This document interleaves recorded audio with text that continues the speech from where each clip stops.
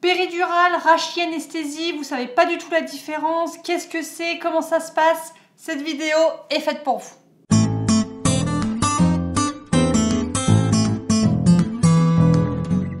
Bonjour à tous et bienvenue sur la chaîne Sage-Femme mais pas que. Je vous rappelle que je suis Frédéric, sage-femme hospitalière depuis bientôt 9 ans et aujourd'hui on va voir ensemble la différence entre péridurale et rachis anesthésie. On va voir ça en plusieurs items, la définition de chaque anesthésique, comment ça se passe concrètement pour avoir la péridurale si vous la souhaitez. Troisièmement, les contre-indications de la péridurale. Quatrièmement, les différences concrètement entre péri et rachis, en tout cas le ressenti des patientes quand elles en ont. Ensuite, les risques et enfin les effets secondaires. C'est parti, on commence. Alors, qu'est-ce que c'est que la péridurale? C'est un anesthésique local, contrairement à la rachis qui est loco-régional, mais on voit ça juste après. C'est local, ça veut dire que ça agit localement à travers un petit cathéter, donc un petit fil de nylon, qu'on installe dans l'espace péridural où on peut injecter les médicaments. Le grand avantage de la péridurale, c'est qu'elle n'a pas de durée de temps. En fait, on peut injecter les médicaments au fur et à mesure qu'on en a besoin. Donc si le travail dure 6 heures, 12 heures, 18 heures, 20 heures, pas de problème, il y aura toujours des produits qu'on pourra mettre dans la péridurale et vous serez soulagé jusqu'au bout. Contrairement à la rachis anesthésie, qui elle n'a une durée que de 2 heures environ. En fait, l'espace rachidien, on met le produit, mais on ne laisse rien du tout, pas de cathéter, donc pas de possibilité de réinjecter dedans. Ce qui fait la grosse différence, ce qui fait que du coup, il y a une notion de temps dans la rachis qu'il n'y a pas dans la péri. La rachis, elle peut être aussi utilisée dans d'autres chirurgies, par exemple, que vous souhaitiez ou non une péri. Pourquoi? Parce que 1, vous pouvez tout à fait changer d'avis le jour J. 2, il peut y avoir une urgence obstétricale et le fait d'avoir déjà la consultation et le bilan, qui sont les 2 premières étapes, je vais vous expliquer juste après, eh bien le fait d'avoir déjà ces choses-là, on gagne du temps et donc du coup on va plus vite et ce qui permet parfois de faire la différence entre aller bien et ne pas aller bien, donc c'est hyper important.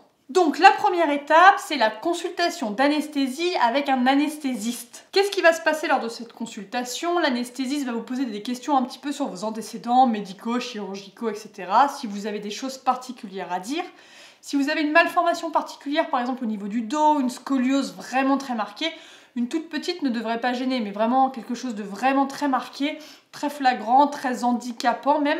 Là, ça c'est important de le signaler pour pouvoir justement voir si c'est possible ou pas de poser la péridurale le jour J. Il va également regarder votre dos, vérifier qu'il n'y a pas de gros tatouages avec énormément d'encre au niveau du point de péridurale, parce que pareil, ça pourrait éventuellement être une contre-indication pour le jour J. Et enfin, il va regarder également votre état de la bouche. Alors c'est pas pour la péridurale en soi, mais c'est en cas d'urgence si jamais il devait vous intuber. Vous inquiétez pas, ça n'arrive quasiment jamais, mais il faut quand même prévenir que guérir, et donc c'est pour ça qu'on regarde de manière un peu systématique pour être sûr que justement, s'il y a un problème, tout aille bien et qu'en tout cas ce soit possible. Donc il regarde l'état de vos dents, l'état de votre gorge, la trachée, etc. pour être sûr que si jamais il devait vous intuber, il peut. Deuxièmement, le bilan d'anesthésie. C'est quoi le bilan d'anesthésie? C'est la numération avec l'hémoglobine, les plaquettes, les globules blancs, etc. et la coagulation. Ces notions-là permettent justement de savoir s'il n'y a pas de problème, donc de coagulation ou de plaquettes, ce qui pourrait éventuellement être une contre-indication à la pose de péridurale. Sans bilan, pas de péri, pas de rachis normalement, en tout cas pas de péri. Pourquoi? Parce que si l'anesthésiste n'a pas de bilan, il ne peut pas la poser, il y a trop de risques associés pour si jamais justement votre bilan n'est pas bon. Donc si jamais vous voulez une péridurale le jour J parce que vous avez changé d'avis alors que ce n'était pas votre projet à la base et que vous n'avez pas fait le bilan, vous risquez de ne pas avoir de péridurale ou alors attendre 1 heure, 1 heure et demie le temps qu'on ait les résultats pour pouvoir l'avoir. La consultation et le bilan, et après le jour J, vous choisissez si vous la souhaitez ou pas. Ça c'est votre choix plus tard. Mais au moins vous aurez le choix parce que vous aurez tout ce qu'il faut pour avoir le choix. Troisièmement, comment ça se passe le jour J? Alors, vous arrivez, vous passez en salle de naissance, vous êtes à 3 cm ou même plus, vous souhaitez une péridurale, votre décision est prise, c'est possible, il n'y a pas de contre-indication, etc. Comment ça se passe? Donc tout d'abord, vous avez une petite blouse d'hôpital en général qu'on attache dans le dos. Pourquoi on l'attache dans le dos? Pour pouvoir justement ouvrir le dos et avoir accès à tout le dos pour pouvoir poser la péridurale. On vous met une petite charlotte sur la tête, donc c'est quoi? C'est un espèce de petit bonnet pour justement faire en sorte que vos cheveux ne tombent pas derrière, que ça ne gêne pas au point de vue hygiénique. On vous installe assise sur le côté du lit, avec le dos bien en rond pour vraiment écarter toutes vos vertèbres, bien tout faire ressortir et avoir accès entre les vertèbres, puisque c'est là où l'anesthésiste va piquer en bas du dos, entre les vertèbres pour accéder à l'espace péridural. Donc il va commencer comment? Il va désinfecter la zone pour pouvoir après faire la petite injection pour endormir la zone pour après faire l'aiguille de la péridurale. Donc la petite injection, vous la sentez, ça fait une petite piqûre, enfin ça fait une grosse piqûre de moustique, on va dire, une petite piqûre un peu comme une prise de sang, c'est pas très agréable mais c'est pas du tout dramatique. Ça permet d'endormir la zone et pour pouvoir assez grande, elle fait à peu près ça, je dirais, à peu près. En fait, elle est longue mais elle n'est pas très épaisse, c'est-à-dire que le diamètre n'est pas très gros. Ça fait à peu près ça, je dirais.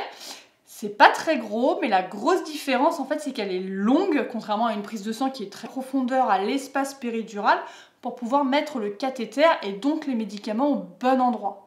C'est pour ça que l'aiguille est longue, mais en soi, elle n'est pas très grosse. Vu qu'elle n'est pas très grosse, la douleur n'est pas expansive par rapport à la longueur. Pas du tout. J'entends beaucoup de mamans qui sont très inquiètes par rapport à l'aiguille péridurale, mais sachez que justement, c'est juste qu'elle est longue pour accéder à l'espace, mais elle n'est pas si grosse que ça. Donc l'anesthésiste verra quand il est dans l'espace péridural, il verra par rapport à la pression qu'il met dedans, même nous on arrive à voir quand est-ce qu'il est dedans, etc. À ce moment-là, il va introduire le petit cathéter qui sera justement le futur cathéter où on pourra mettre les médicaments depuis l'extérieur jusque dans le corps. Et grâce à ce cathéter, on pourra justement vous soulager au fur et à mesure du travail. Donc en introduisant le cathéter, souvent ça peut faire une petite décharge électrique au niveau des jambes, c'est tout à fait normal, ça veut dire qu'il est au bon endroit. Une fois que le cathéter est en place, il retire l'aiguille. Donc là, vous n'avez plus qu'un petit cathéter qui est dans le dos, qui est un cathéter souple, donc vous ne risquez rien par rapport à votre dos, vous ne risquerez pas de vous piquer ou quoi, il n'y a plus d'aiguille, c'est fini. Après, on a juste à tout fixer, tout plaquer pour être sûr qu'il ne bouge pas ce petit cathéter, parce que s'il bouge, il n'est plus dans l'espace, et s'il n'est plus dans l'espace, vous n'avez plus les médicaments au bon endroit, et donc vous n'êtes plus soulagé correctement. D'où l'important justement qu'il soit bien fixé. Forcément, quand il fait chaud, que c'est l'été, que vous transpirez, on doit le fixer encore plus que d'habitude pour éviter que cela bouge, évidemment. Alors que l'hiver, c'est un peu plus facile, on transpire moins en général, et donc cela bouge beaucoup moins. Après, en général, vous faites quand même attention quand vous vous mobilisez dans le lit pour être sûr de ne pas justement racler le dos et faire attention au pansement, mais ça c'est d'instinct, vous le faites naturellement. On réinstalle après la patiente sur le dos et on met la tension en général toutes les 3, 4, 5 minutes au début pour être sûr qu'il n'y ait pas de chute de tension et vérifier que la péridurale n'ait pas d'effet secondaire sur la patiente, mais ça on le verra juste après. Là, vous allez voir que la péridurale va agir au bout à peu près d'une vingtaine de minutes. Vous allez voir que au début, les contractions vont avoir la même intensité, mais elles vont être plus courtes. Pourquoi? Parce qu'en fait, donc ça fait une vague, la contraction. Si jamais vous ne savez pas à quoi ressemble une contraction, je vous ai fait une vidéo, je vous la mets juste là. Et donc, ça fait une vague. Et donc, si vous avez le début et la fin, déjà qui est en moins de la douleur, vous avez l'impression qu'elle soit plus courte, qu'elle est plus courte. Et au fur et à mesure, ça va réduire jusqu'à ce que même le sommet de la contraction, pardon, vous ne la sentiez plus et c'est là où la magie s'opère. Vous n'avez plus de douleur associée à la contraction. La péridurale agit correctement, vous ressentez vos contractions, mais vous n'avez plus mal, c'est parfait, vous êtes soulagé, vous pouvez enfin vous détendre pour attendre justement le moment de l'accouchement. Sachez également que si jamais il y a une césarienne en urgence pendant le travail ou au moment de l'accouchement, c'est pas grave, on utilise justement le cathéter de péridurale pour injecter des médicaments plus forts pour bien vous soulager et donc on peut faire une césarienne directement via le cathéter de péridurale et vous ne sentirez rien comme une rachianesthésie, vous inquiétez pas, on peut l'utiliser donc ça c'est très pratique. En général, les rachianesthésies, on les utilise en cas de césarienne programmée ou alors une césarienne en urgence quand justement, par exemple, une patiente arrive aux urgences gynéco avec des anomalies du rythme. On part en césarienne, on n'a pas encore posé de péridurale, on fait directement une rachie. C'est pas urgentissime, mais il faut quand même se presser. Là, on peut procéder du coup à la rachianesthésie. La rachie, comment elle se passe? Finalement, c'est un peu comme la péridurale. C'est la même position. Donc toujours assis sur le côté avec le dos vraiment bien arrondi comme un dos de chat. On pose du coup, l'anesthésiste pose l'aiguille après avoir endormi la zone, etc. comme je vous ai expliqué. C'est juste qu'il va un tout petit peu plus loin dans l'espace rachidien et là il injecte le médicament mais il ne laisse pas de cathéter. Il fait one shot, il met le médicament, il enlève tout, il met un petit pansement et c'est fini, on n'en parle plus. C'est pour ça qu'il y a une durée de temps, contrairement à l'autre, qu'on peut injecter au fur et à mesure. Là du coup c'est limité dans le temps. Le côté pratique, c'est que du coup, il n'y a pas de cathéter à retirer 2 heures après l'accouchement ou la césarienne, puisque justement, le cathéter n'a jamais eu lieu, puisque c'était une rachianesthésie. Contrairement à la péridurale, 2 heures après l'accouchement ou après la césarienne en urgence qui avait déjà une péridurale, là, on retire le cathéter. Ça fait pas mal du tout, hein. Vraiment, vous sentez rien du tout. On le retire, c'est fini, on n'en parle pas, mais il faut juste y penser. Après, voilà, on le fait de toute façon, hein, automatiquement, nous les équipes. Mais voilà, c'est quelque chose qu'on doit faire en plus avant que vous repartiez en chambre. Quelles sont les contre-indications finalement de la péridurale? Alors, il y a certains tatouages au niveau du dos, en particulier s'il y a beaucoup d'encre au niveau du point d'insertion de la péridurale. Là, éventuellement, ça pourrait être une contre-indication. Une température inexpliquée. Vous arrivez, vous avez 39 de fièvre, on ne sait pas pourquoi, il n'y a pas de Covid, pas de grippe, on ne comprend pas trop, est-ce qu'il y a une chorioamniotite, est-ce qu'il y a une infection, bref. On se pose beaucoup de questions. Tant qu'on n'a pas la réponse, on ne posera pas la péri pour justement éviter un effet secondaire par rapport à la péridurale. Si vous avez des troubles au niveau du bilan sanguin, donc par exemple des troubles de la coagulation, ça pourrait être éventuellement une contre-indication à la péridurale. Et pareil au niveau des plaquettes, si vous n'avez pas assez de plaquettes, on pourrait ne pas pouvoir poser la péridurale. La rachianesthésie, vous avez un level encore un petit peu plus bas pour poser la rachie par rapport aux plaquettes. Mais si vraiment c'est beaucoup trop bas, c'est une anesthésie générale. Mais ça, c'est quasiment jamais. Mais sachez que ça existe, c'est pour ça qu'on surveille les plaquettes. Si vous avez une infection cutanée au niveau de la peau, donc au niveau de l'espace péridural, forcément, si vous avez des pustules ou s'il y a du pus ou s'il y a une grosse infection, quelque chose de vraiment qui sointe ou quoi, forcément, on ne pourra pas avoir accès à l'espace péridural puisque la peau est déjà trop infectée. Si vous avez une indication, c'est pour ça que c'est important d'en discuter au préalable avec l'anesthésiste pendant la consultation. Rien qu'on vous pose un cathéter en place si après on peut rien mettre dedans comme médicament. Donc ça, pareil, il faut en discuter avec l'anesthésiste le jour J. Sachez également que la contre-indication à la péridurale ou à la rachianesthésie, c'est l'urgence vitale. Si par exemple il y a une urgence vitale, en général c'est pour votre bébé, parce que souvent pour les mamans on a un petit peu plus de temps, après ça dépend évidemment de quelle est la cause, mais par exemple il y a un hématome rétroplacentaire ou une procidence du cordon, des choses comme ça, là c'est vraiment des urgences vitales pour bébé, c'est-à-dire qu'on a moins de 10 minutes pour sortir bébé du ventre pour être sûr qu'il aille bien. Dans ces cas-là, on ne pose pas de rachis ou pas de péri, mais on fait une anesthésie générale parce que ça va plus vite et que là il faut sauver absolument bébé à tout prix très rapidement. Donc voilà, ça dépend un petit peu des circonstances, mais forcément, s'il y a une question de temps, ça peut être éventuellement une contre-indication à la péridurale. Quelles sont les différences concrètement entre péri et rachis pour les patientes? Alors avec la péri, vous pouvez encore bouger les jambes, même si la sensation au niveau du toucher, au niveau du chaud, du froid, etc. est complètement différente de d'habitude. Vous ressentez pas le chaud et pas le froid comme d'habitude, c'est-à-dire que parfois on pose même une petite compresse froide et on voit un petit peu quand est-ce que vous ressentez.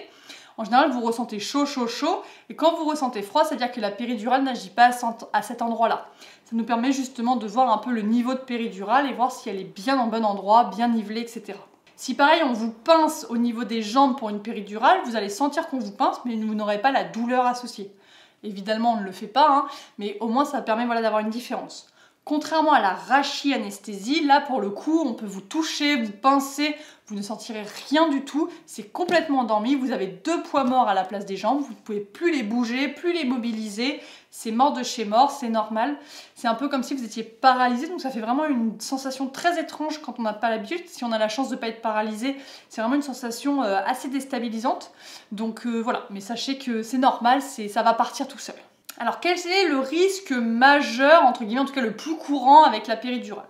C'est pas dramatique, mais c'est quand même ultra gênant, c'est la brèche. La brèche, c'est quoi? C'est en fait, on pose le produit un petit peu trop loin, on fait donc une brèche dans l'espace péridural, ce qui fait qu'il y a un écoulement du liquide céphalorachidien, une différence de pression au niveau du cou du liquide céphalorachidien, donc au niveau de la tête, ce qui fait que vous avez mal au crâne dès que vous vous levez, etc. Et en particulier avec la lumière, etc. C'est pas gravissime dans le sens où il faut simplement faire un blood patch, donc on met un petit peu de sang qui permet de coaguler, donc du coup de boucher le trou, mais c'est assez gênant en tout cas quand ça vous arrive et vous avez en général pas un bon vécu à cause de cela, même si c'est pas très grave, c'est quand même très gênant et ça se comprend. Parfois transitoirement également, il peut y avoir des troubles un peu urinaires, c'est-à-dire que vous ne retrouvez pas tout de suite la capacité à uriner après une péridurale. Ça met un peu plus longtemps que prévu, parce que normalement, au bout de 6 heures, vous devriez de nouveau sentir l'envie d'uriner et uriner normalement. Parfois, c'est un peu plus long pour certaines patientes. C'est clairement pas très courant, mais ça arrive. Sachez que souvent, ça se remet tout seul, mais parfois, c'est un peu plus long. Il en existe d'autres, mais ils sont tellement rares que ça sert à rien que je vous en parle aujourd'hui. Vraiment, ça, c'est les 2 cas les plus classiques. Et enfin, quels sont les effets secondaires de la péri en particulier ? Premièrement, c'est le prurite. Ça veut dire quoi? Ça vous gratte. Ça vous gratte en particulier au niveau du ventre, au niveau des jambes, etc. Donc là où il y a justement la péridurale, c'est tout à fait normal. C'est à cause des produits anesthésiques qu'on injecte. Vous inquiétez pas, ça va partir également. La chute de tension artérielle, c'est pour ça qu'on surveille en particulier les 20 premières minutes juste après la pause, mais également très régulièrement pendant tout le travail votre tension, parce que parfois la péridurale peut faire chuter la tension. C'est pour ça que c'est important de surveiller ça. C'est pas grave, on vous met sur le côté, on augmente un peu le ringère, etc., etc. On a des choses à faire pour remonter votre tension, mais la sensation est quand même très désagréable. Donc si ça vous arrive, ne vous inquiétez pas, vous sonnez, la sage-femme arrive, elle a l'habitude et elle va faire tout ce qu'il faut pour remonter votre tension. Parfois également, à cause des produits de morphine, vous avez la nausée ou vomissement pendant le travail ou pendant l'accouchement, et ça clairement c'est assez désagréable. C'est un effet secondaire qui peut arriver. Donc la perte de la capacité d'uriner pendant le travail, ça clairement c'est quasiment pour tout le monde pendant le travail, pendant que la péridurale agit. En fait, vous ne pouvez pas sentir quand votre vessie est pleine ou pas. C'est pour ça que nous, régulièrement pendant le travail, on va vous proposer un sondage urinaire pour justement soulager votre vessie, faire en sorte qu'elle ne soit pas trop remplie pour éviter un claquage. Et donc voilà, donc ça on va être attentif justement à cette vessie. Vous, clairement c'est pas votre préoccupation et de toute façon votre cerveau ne va même pas recevoir le message pour dire que c'est plein, mais nous en tout cas on va s'en occuper, c'est normal, ça c'est tout à fait classique pendant le travail. Et enfin, comme je vous le disais, c'est pas possible de vous lever, c'est-à-dire que vous sentez vos jambes mais vous pouvez pas vous appuyer correctement dessus, ce n'est pas possible, vous pouvez pas mettre de poids sur les jambes, elles ne seront pas capables de vous porter. Donc c'est pour ça également que une fois que vous avez la péridurale, vous êtes cantonné au lit. Alors ça c'est sauf pour les péridurales ambulatoires. Là évidemment les péridurales ambulatoires vous pouvez bouger etc. Mais c'est pas le sujet aujourd'hui donc j'en parle pas aujourd'hui. Et enfin le dernier, souvent là quand même dans je dirais 80% des cas, vous avez un petit peu mal au niveau du point de ponction, donc au niveau du point d'insertion de l'aiguille et du petit cathéter pendant 2-3 jours après la pose de péridurale. Forcément, hein, on a fait une petite pique dans le dos, c'est pas très agréable, donc ça peut un peu vous titiller dans le dos. C'est pas du tout une douleur affreuse, mais vous sentez quand même qu'il y a eu quelque chose dans le dos. Donc ça, en général, ça dure 2-3 jours et ça disparaît tout seul. Comme c'est venu, pas de problème. Voilà, j'espère que ça vous a plu. J'espère que vous avez bien compris la différence entre péri et rachis, que c'est plus clair pour vous. N'hésitez pas à me le dire en commentaire si c'était bien clair, si la vidéo vous a plu. À vous abonner, puisqu'on est plus de 90%, vous êtes plus de 90% à regarder les vidéos, à ne pas être abonné. Donc n'hésitez pas à vous abonner, ça me booste, ça m'encourage à continuer. À me laisser un petit pouce, ça fait toujours plaisir. Et puis sinon, moi je vous dis à très bientôt pour une prochaine vidéo. Au revoir!